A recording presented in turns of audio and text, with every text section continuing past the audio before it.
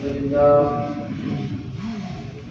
لله رب العالمين والعاقبة للمتقين والصلاة والسلام على رسول المرسلين وعلى آله وصحبه أجمعين. أما بعد، أعوذ بالله من الشيطان الرجيم. بسم الله الرحمن الرحيم. وننزل من القرآن ما هو شفاء ورحمة للمؤمنين. صدق الله مولانا العليم وبلغنا رسوله النبي الكريم. نحن على ذلك من الشاهدين والشاكرين والحمد لله رب العالمين. آئیے اخبار کا سب سے پہلے مقدس خزاں شراب فرمانے والے آقا و مولا حضور تاجدار مدینہ صلی اللہ علیہ وسلم کے بارگاہ ناز میں ان کو تشریف پڑھے. اللهم صل علی سیدنا صلو علیہ وسلم علیہ یا رسول اللہ صلی اللہ علیہ وسلم. حضرات، میں نے قرآن مقدس کی جس آیت کریمہ کی تلاوت کی ہے، اللہ رب العزت ارشاد فرماتا ہے وَنُنَزِّلُ مِنَ الْقُرْآنِ مَا هُوَ شِفَاءٌ وَرَحْمَةٌ لِلْمُؤْمِنِينَ.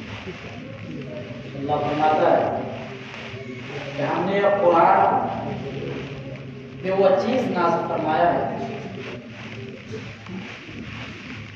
جس میں مومنین کے لیے، ایمان والوں کے لیے شفا ہے اور رحمت ہے. اللہ رب العزت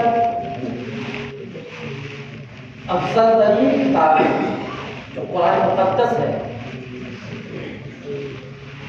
تحفے کے شکل میں ہم لوگوں کو دیا، جسے ہم لوگ فراموش کر بیٹھے ہیں. قرآن مقدس تمام کتابوں میں افضل ترین کتاب ہے. اللہ نے فرمایا اس میں رحمت بھی ہے، اس میں شفا بھی ہے. حضور فرماتے ہیں روحانی مرض کے لیے بھی قرآن شفا ہے اور جسمانی مرض کے لیے بھی قرآن شفا ہے اور رحمت ہے. اس قدر بابرکت اور مقدس کتاب آج ہمارے گھروں میں تخت پہ پڑے ہوتے ہیں، الماری میں رکھے ہوتے ہیں، لیکن کبھی توفیق نہیں ہوتی اس کتاب کو اٹھا کر پڑھنے. اتنی بابرکت کتاب ہے، اتنی افضل ترین کتاب ہے، لیکن ساری کتابوں کو پڑھنے کے لیے ہمارے پاس وقت ہوتا ہے، ہمارے پاس ٹائم ہوتا ہے، وقت ہم نکال لیتے ہیں. لیکن جو کتاب انسان کو زندگی دیتی ہے، جو کتاب انسان کو زندگی جینے کا سلیقہ بتاتا ہے، اس کتاب سے ہم نے مرنا سیکھا ہے. علامہ اقبال کہتے ہیں کہ قرآن وہ کتاب ہے جس کا ہر لفظ، ہر آیت انسان کو زندگی جینے کا سلیقہ بتاتا ہے. اس کتاب سے بھی ہم نے مرنا سیکھا ہے. جب روح پرواز نہ ہو رہا ہو تو جلدی سے آیت الکرسی پڑھ لیا جائے، جلدی سے سورہ یاسین پڑھ لیا جائے تاکہ روح پرواز ہو جائے. ہونا بھی چاہیے تھا کہ زندگی کے ہر موڑ پر، ہر وقت یہ قرآن کی آیتیں آپ کے لیے باعث برکت ہے، باعث ثواب ہے، باعث کامیابی ہے، تاکہ اس کتاب کو آپ پڑھیں. لیکن ہم نے اس کتاب سے مرنا سیکھا ہے، جینا نہیں سیکھا.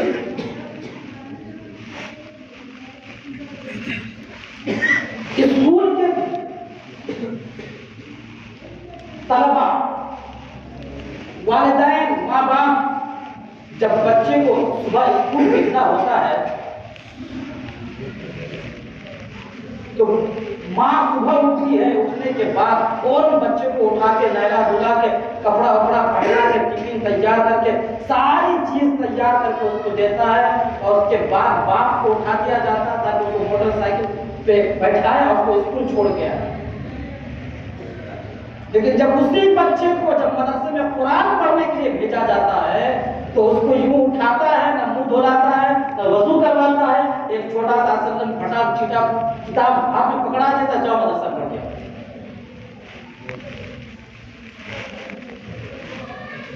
سوال کی طرف جا رہے ہیں۔ ہماری غیرت مر چکی ہے۔ ایک اسکول کی کتاب پڑھنے کے لیے، سائنس اور انجینئر بنانے کے لیے، ماسٹر کی ڈگری دینے کے لیے ہم اپنے بچے کو سارے سلیبس کی تیاری کرواتے ہیں۔ بچہ اسکول سے آتا ہے تو ٹیوشن جاؤ، بچہ اسکول سے آتا ہے تو فلاں کتاب پڑھو، فلاں ہوم ورک کرو، فلاں چیز پڑھو۔ یعنی ماں باپ والدین بچوں کے طرف ہمیشہ ایکٹنگ رہتا ہے تاکہ بچہ سارے سلیبس کو پڑھ لے، ورنہ کل امتحان میں فیل ہو جائے گا۔ ہمارا تو ایک ہی سلیبس ہے، وہ ہے قرآن، ایک ہی سلیبس ہے۔ کل بروز حشر اللہ تعالیٰ پوچھ لے گا تم سے کہ میں نے تم کو ایک قرآن دیا تھا، ایک کتاب دی تھی، کیا تم نے اس کتاب کو پورا کیا تھا؟ کیا تم نے اس کتاب کو پڑھا تھا؟ بڑے دعوے کر رہے صاحب، نبی کا دامن نہیں چھوڑیں گے، نبی کے دامن نہیں چھوڑیں گے، حضور کے ہماری شفاعت کریں گے، حضور کے ہماری شفاعت کریں گے، حضور تو کل بروز حشر ہماری شفاعت کریں گے، یقیناً سفارش کریں گے، یقیناً شفاعت کریں گے۔ سکے کا ایک رخ تو یہ ہے کہ حضور کل بروز حشر شفاعت کریں گے، اور یہ ایمان و یقین ہے کہ بغیر حضور کی شفاعت کے ہم جنت نہیں جا سکتے۔ یہ ہم لوگوں کا ایمان و یقین ہے کہ بغیر حضور کی سفارش کے، بغیر حضور کی شفاعت کے ہم جنت میں نہیں جا سکتے۔ لاکھ تہجد پڑھ لیں، لاکھ نمازیں پڑھ لیں، لاکھ عبادتیں کر لیں، جب تک حضور شفاعت نہ کرے ہم جنت میں نہیں جا سکتے۔ سکے کا ایک رخ ہے کہ حضور کا شفاعت کریں گے، لیکن سکے کا ایک رخ یہ بھی ہے کہ کل حضور شکایت بھی کریں گے، کل رب تعالیٰ کے بارگاہ میں حضور شکایت بھی کریں گے۔ اور شکایت کی عادت سنیے، اللہ رب العزت فرماتا ہے وقال الرسول یا ربی ان قوم اتخذوا القرآن مہجورا۔ رسول کہیں گے رب تعالیٰ کے بارگاہ میں، اے میرے مولا، یہ میری قوم جو ہے، یہ میری قوم قرآن کو بالکل ہی چھوڑ رکھا تھا۔ شکایت کریں گے۔ سکے کا ایک رخ ہے کہ شفاعت کریں گے، سکے کا ایک رخ یہ بھی ہے کہ حضور شکایت بھی کریں گے رب تعالیٰ کے بارگاہ میں، میرے مولا یہ میری قوم جو ہے بالکل ہی قرآن کو چھوڑ رکھا تھا۔ اب ذرا یہ بتاؤ، اگر حضور رب تعالیٰ کے بارگاہ میں شکایت کرتے تو کائنات میں کس کی اتنی طاقت ہے، کس کی اتنی مجال ہے کہ اس کو جنت میں لے کر چلا جائے اور اس کی سفارش ہو جائے۔ حضور کہیں گے، حضور کی ذات وہ ذات ہے، وہ ذات ہے حضور، کہ اگر حضور شکایت کر دے رب تعالیٰ کے بارگاہ میں کہ میرا مولا میری قوم نے قرآن کو چھوڑ رکھا تھا، تو وہاں پر آپ کی بخشش کے لیے آپ کیا فرما رہ جائے؟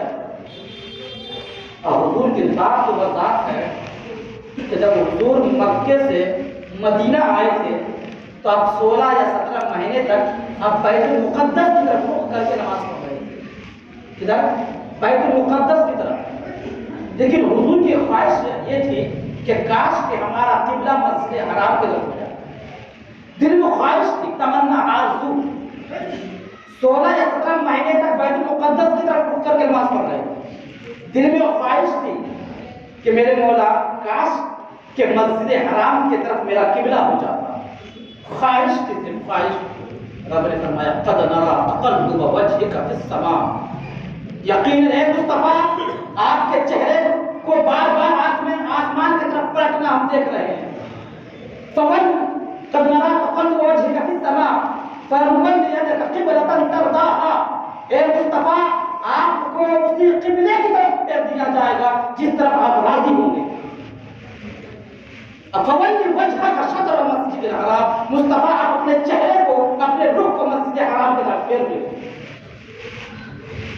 صرف خواہش تھی حضور کی کہ اے کاش ہمارا قبلہ مسجد حرام کی طرف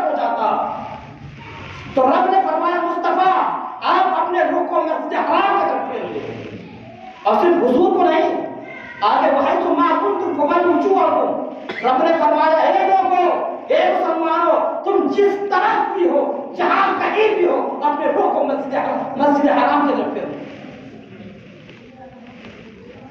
صرف حضور کی اتنی خواہش تھی، اتنی سی خواہش تھی کہ میرے مولا ہمارا قبلہ مسجد حرام ہو جائے۔ رب نے فرمایا کہ میں مصطفیٰ آپ اپنے رخ کو قبلے کی طرف مسجد حرام کی طرف پھیر لیں، اس لیے کہ آپ کا قبلہ مسجد حرام کی طرف۔ اب پورے مسلمانوں کو حکم دیا کہ مسجد حرام کی طرف اپنے چہرے کو پھیر لو۔ یہ حضور کی ذات ہے۔ اب بتاؤ یہ مصطفیٰ اگر وہاں شکایت کر دے وقال الرسول یا ربی ان قوم اتخذوا هذا القرآن مہجورا، اے میرے رب پروردگار عالم، میرے قوم نے قرآن کو بالکل چھوڑ رکھا تھا۔ اس وقت کون سی بات؟ ساری کتابیں پڑھنے کے لیے ہمارے پاس وقت ہے، سارے سلیبس کی تیاری کرنے کے لیے ہمارے پاس وقت ہے، لیکن قرآن پڑھنے کا وقت ہمارے پاس نہیں ہے۔ یہی وجہ ہے کہ آج ہم زوال کی طرف جا رہے ہیں، پستی کی طرف جا رہے ہیں۔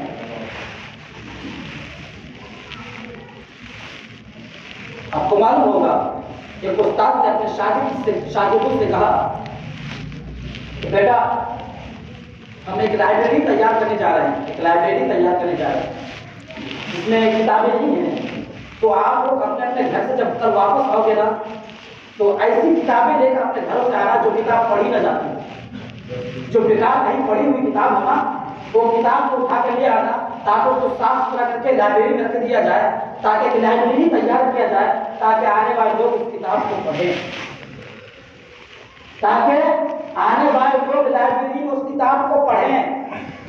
استاد نے، ٹیچر نے اپنے اسٹوڈنٹ سے کہا کہ کل جب تم واپس آؤ گے تو اپنے گھروں سے ایسی ایسی کتابیں لے کر آنا جو کتابیں پڑھی نہ جاتی ہو،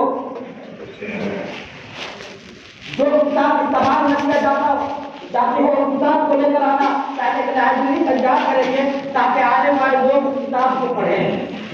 آپ کو معلوم ہوگا جب دوسرے دن جب بچے آئے نا ساری کتاب لے کر، تو سارے بچوں نے قرآن لے کر آئے، سارے بچے قرآن لے کر آئے۔ تو ٹیچر نے دیکھا کہ تم نے کون سی کتاب لے کر آئے ہو، یہ کون سی کتاب ہے؟ کہا قرآن ہے۔ کہا قرآن؟ کہا یہی ایک کتاب ہے، قرآن یہی ایک کتاب ہے جو گھر میں پڑھی نہیں جاتی، یہی کتاب ہے جو گھر میں پڑھی نہیں جاتی ہے، سالوں بھر ساتھ میں رکھے رہ جاتے ہیں قرآن، الماری میں رکھے رہ جاتے ہیں قرآن، لیکن توفیق نہیں ہوگی تو اس کتاب کو اٹھا کر، قرآن کو اٹھا کر ہم پڑھیں، تلاوت کریں۔ جو قرآن ہمارے لیے شفا ہے، ہمارے لیے رحمت ہے۔ الماری میں سال بھر قرآن رکھا رہ جاتا ہے، لیکن ہمیں کبھی توفیق نہیں ہوتی کہ قرآن کو لائے اور پڑھے اور تلاوت کریں۔ ہماری غیرت بن چکی ہے۔ اگر بچے کو انجینئر بنانا ہو، اسکول میں پڑھانا ہو، ماسٹر بنانا ہو، ٹھیک آپ ماسٹر کو تنخواہ دیں گے، اور نہیں دیں گے اگر اسکول میں پیسہ تو کل ہو گیا آپ کے بچے کو نکال دیا جائے۔ اگر آپ پڑھانے والے ٹیچر کو پیسہ نہیں دیں گے تو کل ہو گیا آپ کو نکال دیا جائے۔ اگر پرائیویٹ میں آپ اگر پڑھا رہے ہیں، اسکول میں پڑھا رہے ہیں، خرچ دے رہے ہیں، اور اس کے باوجود آپ ٹیوشن پڑھا رہے ہیں اور ٹیوشن میں بھی آپ پیسے دے رہے ہیں، اور اس کے باوجود یہ ہے کہ بچے پر ہم اتنی محنت کر رہے ہیں کہ بچے کو ٹائم بھی آپ اسکول بھیج دیتے، ٹائم بھی آپ ٹیوشن بھیج دیتے، ٹائم بھی بچوں کو ہوم ورک کرواتے، سارے سلیبس کی تیاری کرواتے، سارے کتاب کو ہم پڑھواتے ہیں۔ لیکن یا اللہ جب دین کی باری آتی ہے نا، جب قرآن پڑھنے کی باری آتی ہے نا، جب دین اسلام کی باری آتی ہے نا، جس سے ہمارا ایمان بچا ہوا ہے، جس سے جو کتاب ہماری نجات کا ذریعہ بن جاتا ہے، ایسے کتاب کی تلاوت کرنے کے لیے اگر ہم بچے کو مدرسے بھیجتے نہیں ہیں، اگر کسی کو بھیجتے بھی ہیں یا کسی کو بلاتے بھی ہیں تو 100 روپیہ پکڑا دیں گے مہینہ سے۔ اب سب 100 روپیہ بہت ہے، 100 روپیہ 200 روپیہ پکڑا دیا بہت ہے 200 روپیہ۔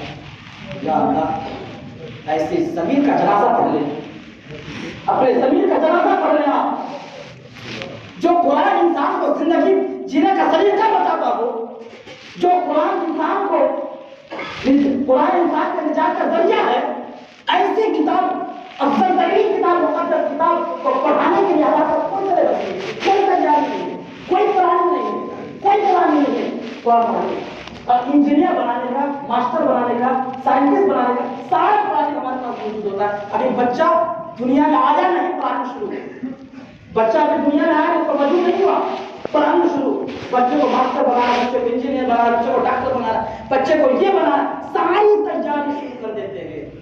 لیکن جب قرآن کی باری آتی ہے، دین کی باری آتی ہے، نماز کی باری آتی ہے، تربیت کی باری آتی ہے، تو اس وقت ہم کیا کرتے ہیں؟ ایک چھوٹے چھٹے کتاب کو پکڑا، پڑھا، دے دیتے ہاتھ میں، چلے جاؤ مدرسہ، پڑھ کے آیا تو آیا، اور نہیں پڑھا تو کوئی بات نہیں، سیکھا تو سیکھا تو کوئی بات نہیں۔ ابھی ایک سروے کے مطابق میں بتا رہا ہوں، اگر 100% نوجوانوں کو اکٹھا کر لیا جائے، 100 بچے کو اکٹھا کیا جائے، اور آپ اس سے پوچھیں کہ کتنے بچے کو قرآن پڑھنا آتا ہے، قسم خدا کی 95 ایسے نوجوان ہوگا جس کو قرآن پڑھنے نہیں آتا۔ اب کسی کو آتا بھی ہے تو بولے حافظ جی آپ لوگ کی طرف قرآن پڑھنے کہاں آتا ہے، وہ اسے پڑھ لیتے ہیں، تو کیا فائدہ اسے پڑھ کے؟ کیا فائدہ؟ پکڑ تو ہوگی نا، بڑے شان سے کہتے ہیں پکڑ تو مولانا لوگ کو ہوگا، وہ لوگ تو جانتا ہے نا، وہ لوگ تو جانتا ہے سب کچھ، اس کے بعد مولانا پکڑ ہوگا، تو مولانا پکڑ کیسے ہوگا؟ پکڑ تمہاری ہوگی، 2 پکڑ ہوگی، ایک تو تمہارے پاس فرض تھا علم دین سیکھنا، آپ نے علم سیکھا نہیں، قرآن سیکھنا پڑھنا فرض تھا، آپ نے پڑھا نہیں، اس کی پکڑ ہوگی، ایک عمل نہیں کہ اس کی پکڑ ہوگی، پکڑ تو دونوں ہو گیا۔ بڑے شان سے کہہ دیتے ہیں، یاد رکھیں کل بروز حشر کوئی بچانے والا نہیں ہوگا۔ اگر آپ قرآن اور اپنے اعمال کو بہتر کر کے نہیں جائیں گے تو کوئی بچانے والا نہیں ہوگا۔ ساری کتابوں پڑھنے کے ہمارے پاس وقت ہے۔ امام غزالی رحمۃ اللہ تعالی فرماتے ہیں کہ کتاب قرآن مقدس کا مسلمانوں پر 5 حقوق ہے، مسلمانوں پر، ایمانداروں پر 5 حقوق ہے قرآن مقدس کے۔ یہ 5 حقوق آپ پر عمل کرنا ہوگا۔ 5 حقوق کیا ہے؟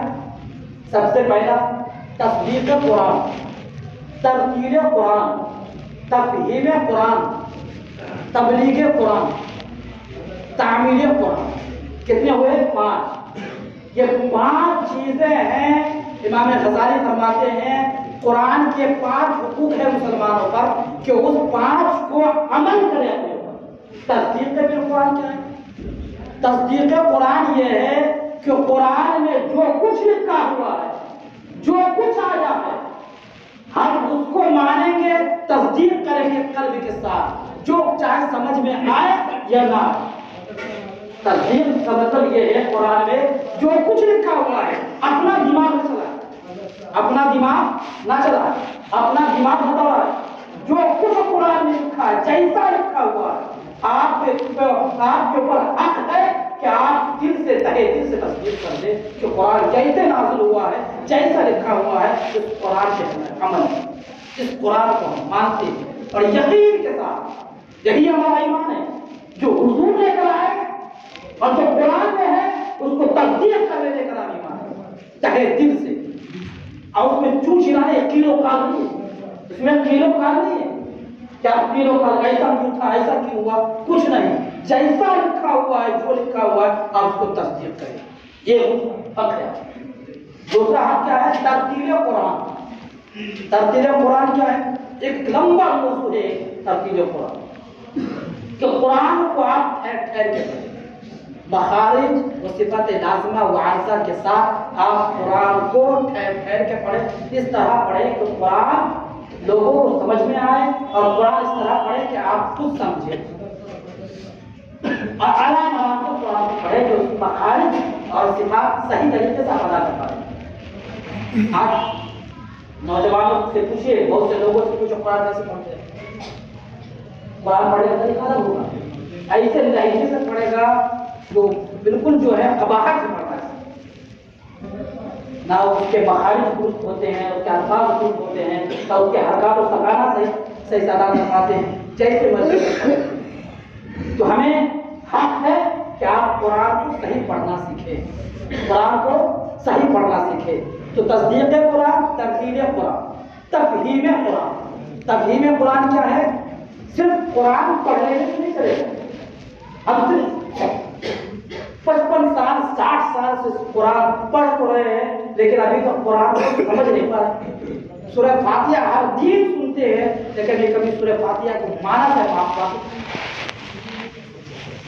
اس کے معنی سے واقف نہیں, اس کی تفسیر سے واقف نہیں کہ قرآن کہنا کیا چاہتا ہے.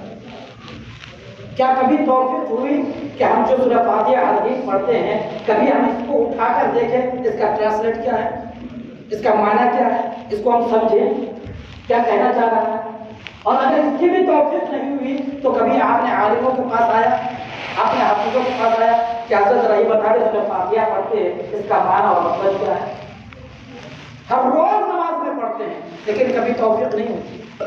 لیکن اسکول میں بہت بڑی بڑی ڈکشنری لے کے ہم بیٹھ جاتے ہیں, پورا گھٹا ڈال دیتے ہیں, پورا معنی سمجھتے ہیں. کبھی اور قرآن کے معنی سمجھنے کی توفیق نہیں ہوتی. کبھی آپ نے یہ نہیں سوچا کہ ہم جو نماز میں پڑھتے ہیں جو ہماری زندگی ہے اس کتاب کے لیے ہمارے پاس وقت نہیں ہے. ہم نے کبھی معنی پہ غور نہیں کیا, ہم نے کبھی تفہیم نہیں کیا, کبھی اس کے معنی کو سمجھنے کی کوشش کی. تصدیق قرآن, ترتیل قرآن, تفہیم قرآن. تیسرا کیا ہے, چوتھا کیا ہے, تعمیل قرآن. تعمیل قرآن کیا ہے, آپ قرآن کو پڑھیں, تصدیق کریں اور قرآن کو پڑھیں, اچھا پڑھیں, قرآن کو سمجھیں اور تعمیل قرآن پھر قرآن پر عمل کریں. کیا ہے, قرآن کو چوتھا عمل کریں. صرف پڑھ لینے سے, تصدیق کر لینے سے, سمجھ لینا کافی نہیں ہے. قرآن پہ عمل بھی کرنا ضروری ہے کہ قرآن ہمیں کس چیز کا حکم دیتا ہے, قرآن ہمیں کون سا راستہ بتاتا ہے, قرآن ہمیں کس طرح کس رخ کی طرف لے کر جاتا ہے.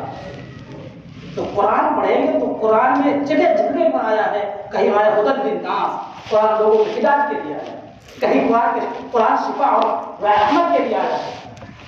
تو قرآن کو سمجھیں اور عمل کریں. آپ قرآن کہ آپ قرآن کہاں لے کر جاتا ہے, قرآن آپ کو مستقیم پر لے کر جاتا ہے, جو سیدھا راستہ اس راستے پر لے کر جاتا ہے. تو ہم قرآن کیا عمل کریں. پانچواں کیا ہے, تبلیغ قرآن. تبلیغ قرآن کیا ہے, تبلیغ قرآن یہ ہے کہ آپ نے قرآن کو تصدیق کیا, آپ نے قرآن کو پڑھنا سیکھا, آپ نے قرآن کو سمجھا, آپ نے قرآن پہ عمل کیا, کہ یہ سارے 4 راستے سے آپ گزر گئے مکمل طور پر, تو آپ پر لازم ہے کہ تبلیغ قرآن, آپ اس قرآن کے آیتوں سے تبلیغ کریں, آپ لوگوں کو بتائیں. آپ کے اوپر ذمہ داری ہے. کیا ہے, آپ کے اوپر ذمہ داری ہے کہ اب آپ لوگوں تک بتائیں, قرآن کی باتیں پہنچائیں, دین کی باتیں پہنچائیں, لوگوں تک حق کی باتیں لوگوں تک پہنچائیں. اب آپ کے اوپر ذمہ داری ہے کہ آپ جو کچھ جان رہے ہیں آپ لوگوں تک پہنچائیں, حق کی باتیں لوگوں تک پہنچائیں. اگر آپ ان راستوں سے اگر آپ نہیں گزرتے ہیں, یہ 5 چیزوں پر اگر آپ نہیں عمل کرتے ہیں, تو گویا کہ آپ کی زندگی بیکار زندگی ہے. کہ فانی زندگی میں ہم جو زندگی گزار رہے ہیں, ہمارا اصل زندگی وہاں ہے. اس زندگی کے لیے ہم اپنے اعمال, اپنے ایمان, اپنے تمام ذکر و اذکار میں بہتری لانے کی کوشش کرے اور بہتر سے بہتر عمل کرے, اور اپنے بچوں کو کچھ سکھائے نہ سکھائے اتنا ضرور سکھا دے کہ ان کو نماز پڑھنے کا طریقہ معلوم ہو جائے, قرآن پڑھنے کا سلیقہ معلوم ہو جائے, ان کے اندر تربیت آ جائے. یہ ضرور دے کر جائے. میں یہ نہیں کہتا کہ آپ انجینئر نہ بنائیں, آپ ڈاکٹر نہ بنائیں. حالات کے اعتبار سے آپ کو انجینئر بھی بنانا ہے, ڈاکٹر بھی بنانا ہے, اور ہر علم آپ کو دینا ہے. لیکن اس کے ساتھ ساتھ جو فرض ہے آپ کے اوپر, آپ قرآن بھی سکھائیں, دین کی باتیں بھی سکھائیں, نماز کی تربیت بھی سکھائیں. یہ ساری چیزیں آپ لوگ بتائیں, کیونکہ اگر آپ علم نہیں دیں گے, صرف وہ علم دیں گے, اس سے بھی خطرہ ہے. اور صرف یہ علم ہے اور وہ علم ہے, اس سے بھی خطرہ ہے. دونوں سے خطرہ ہے. اگر زمین پر زندگی گزار رہے ہیں, یہ دنیا میں ہم جی رہے ہیں, تو دونوں علم ہمارے پاس ہونا چاہیے, دونوں علم ہمارے پاس ہونا چاہیے. تو ہم کوشش کرتے رہے, کوشش کرتے رہے, سیکھنے کی کوشش کریں اور عمل کرنے کی کوشش کریں. میں اپنی گفتگو کو یہ سے ختم کروں گا.